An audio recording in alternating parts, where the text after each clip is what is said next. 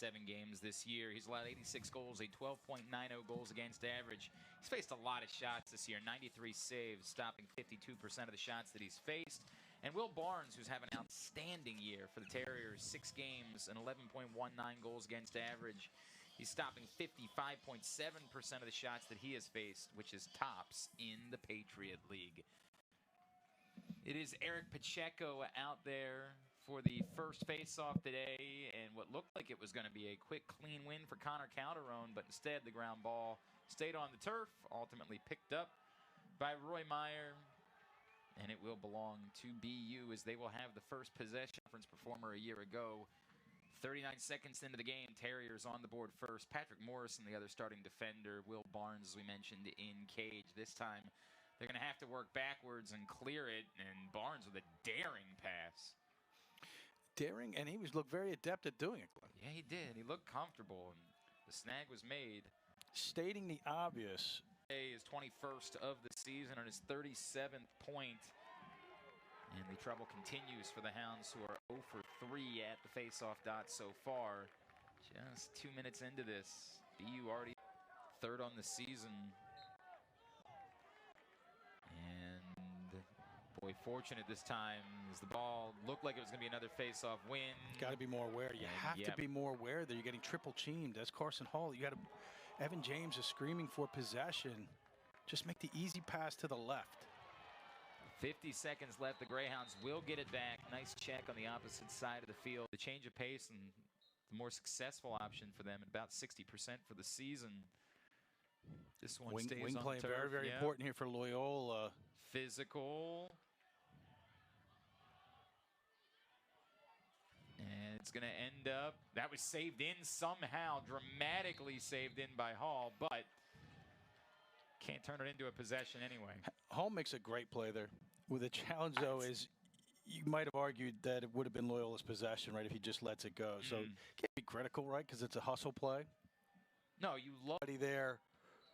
Does not communicate what he wants to have happen. The Alto hands-free goal.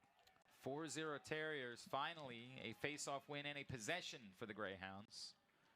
Carson Hall just 38th, 3rd goal of the season, a 6-point. Davis Lindsay, first assist today, 10th on the year, and a 16th point. BU wins the ensuing face-off. Loyola cuts it to 4-1. So, cuts it to 4-2. An opportunity for a ground ball. They don't come up with it, but Johnny on the spot. Pacheco, who was back in there for this face-off. Nice job there by Eric. Here, Glenn. The screen showing BU already with 22 shots, and we're halfway through the second quarter, which is a lot. Loyola is 50% on clears in the first quarter. Point, Perfetto, his 2nd assist, 3rd point of the day. The all-time leading assist man in BU history, his 18th assist and his 39th point, and they followed up with another face-off win. And again, Loyola in very much a danger zone at the moment. Trailing big, setting up the ride, trying to force a failed clear. Still 5 seconds. Niederinghaus, and now the goal was not open, so Luke's selection. Much more difficult to save if you're Barnes. First, particularly with an attackman moving from left to right. First of the game for Evan James, his 15th on the season. And another face-off violation. That'll be the 2nd of the first half on BU. So now, big opportunity for the Greyhounds who get the goal. And they could really start to build a little momentum. Very much the better side so far through 30 minutes. We'll head back to the studios of the Patriot League for this week's top plays. Then we'll bring it back here for stats and highlights. The Patriot League is on ESPN.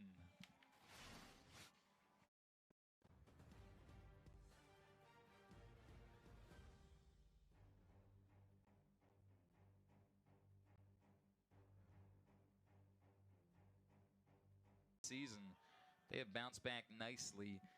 Number 1 Army leading 18-12 over Lehigh midway through the 4th quarter there as we get underway here in the second half. And it will be Greyhounds ball to start half number 2.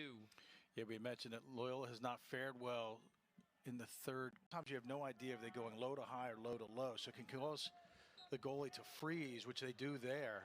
Now a quick face-off win for Hall. Vision, shot not on target, but a lot of good there.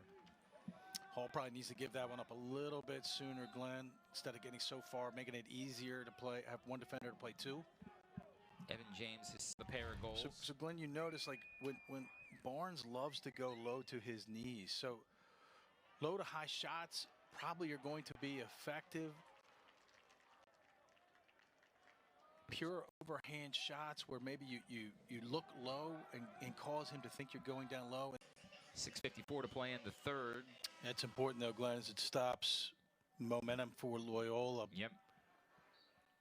They've done so many things well to start this third quarter, but now the Terriers with the ball and a chance to extend the lead back out to 4, except they don't have the ball for very long. Well, that's what we keep saying. You know, even if Hall doesn't get the draw, he's really adept at causing some problems. 2 goals on the year. He's 6 goals away from becoming BU's all-time leading scorer. And Loyola does all that work to get back into the game, and just moments later, they face a 4-goal deficit once again. And that's the issue, right? We were talking about that earlier. It's good to do positive of his day, 5th of his season. Now has 3 points on the day, 8 on the year, and a face-off win. Wow, well, great play there by Greg. This is a big decision. Pacheco decides to shoot and right into the stick of Barnes. Your thoughts? Well, I mean, I'll state the obvious. Assist of his day, 5th of his season. Now has 3 points on the day, 8 on the year, and a face-off win. Wow, well, great play there by Greg. This is a big decision. Pacheco decides to shoot and right into the stick of Barnes. Your thoughts? Well, I mean, I'll state the obvious. 6th of the season, 2nd assist of the day for D'Alto and his 5th point. He's now 6 assists away for joining Luis Perfetto, his teammate, as the only players in BU history with triple digits in career goals and assists. Big hit, keeps that ball on the turf, but it's going to belong to the Terriers. The All-American Meyer coming through and getting it. Kelly's 3rd goal, 11-6 Terriers. And a clean face-off win to boot for Fritz. He'll take the shot. Stout gets some of it.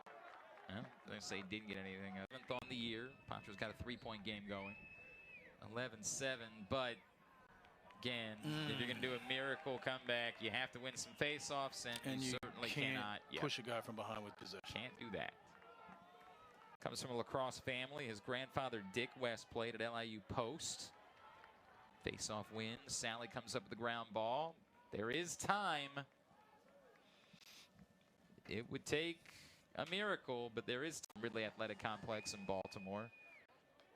Frustrating day for the Greyhounds. Got off to a terribly slow start.